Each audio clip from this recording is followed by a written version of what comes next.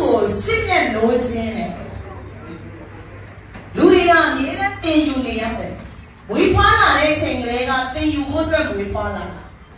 ဝေးလူတရားဖြစ်လာပြီးတော့ပထမဆုံးလုပ်တတ်တာငိုတတ်တာပဲဟုတ်လား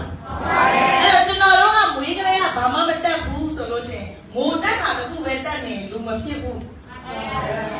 တော့ငိုတာတစ်ခုပဲတတ်နေလူမဖြစ်သေးဘူးဟုတ်တယ်မလားအဲ့တော့လူဆိုတာ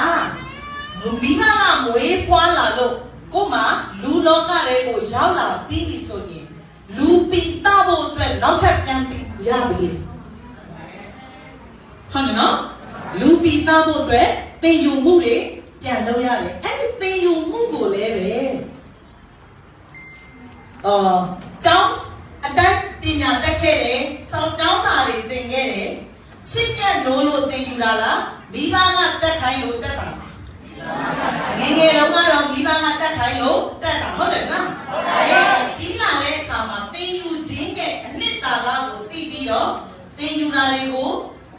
သဘောကျလာတယ်ကြိုက်လာတယ်တချို့သောမိဘတွေကမတင်ယူတော့နဲ့ကြောင်းတက်တော့နဲ့လို့ပြောရင်တော့ကိုကလက်မခံဟုတ်တယ်လား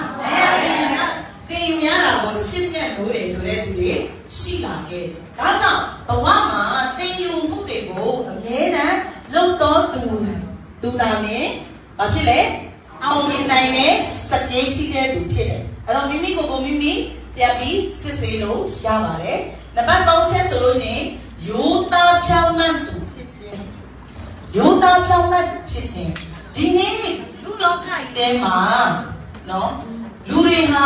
ပတ်စံတွေမျိုးမျိုးဖုံဖုံနဲ့ခြာကြတယ်ဘယ်နေရာမှာပဲမဆိုခြာလို့လေရကြ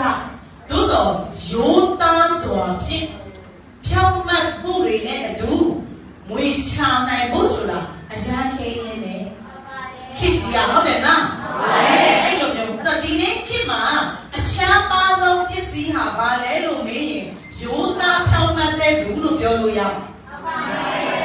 အဲ့တော့အောင်မြင်မှုဆိုတာကပေါ်များတဲ့အရာလားခြားပါတဲ့အရာလားဒါဆိုရင်မိမိမှာဒီရှားပါတဲ့ယောသားဖြောင်းမှတ်မှုဆိုတဲ့ယောသားဖြောင်းမှတ်ခြင်းဆိုတာမိမိမှာရှိနေအောင်ဘယ်နေရာမှာပဲနေနေဘယ်သူနဲ့ပဲနေနေဘာပဲလုပ်လို့မိမိဟာယောသားဖြောင်းမှတ်တဲ့သူဖြစ်နေရမယ်အဲ့လိုယောသားဖြောင်းမှတ်မှုမရှိဘူးဆိုရင်ကျန်တာတွေဘလောက်ပဲတော်နေကျန်တာတွေဘလောက်ပဲကောင်းနေမိမိကရေရှည်နေရမရနိုင်